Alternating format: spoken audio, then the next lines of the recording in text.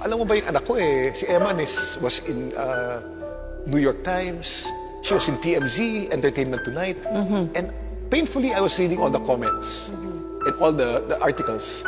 But what's good about her being written about was they wrote about what happened and they also wrote about what she stood for, which is a little kindness. Kumalat yun a little kindness, little kindness. Yeah. Eman was so kind, napakabait ng batang yan, sobra. And they were also referencing you, ha? Well, yeah, dahil anak ko siya Alam mo ba, even if they reference me a lot, ayaw ni Emma na magkasama kami Talaga? sa social media. Oho. Kasi nga nakita ko malakas ang following niya So sinasakyan ko, minsan nag-stitch kami, minsan duduet kami. Binlock ako niyan. Hindi ko pwedeng gamitin yung mga video niya kasi naka-block ako. Hindi ako pwedeng mag-stitch o mag-duet. No? Sabi ko, Emma, why? Papa, I'm already called Nepo Baby. And they say that I'm a Nepo Baby that they like. If we're seen together, I'll be a real Nepo Baby. I'll be one of those regular Nepo Babies riding on you. I want to do this on my own. Kaya in fairness to Eman, nag-shine siya on her own.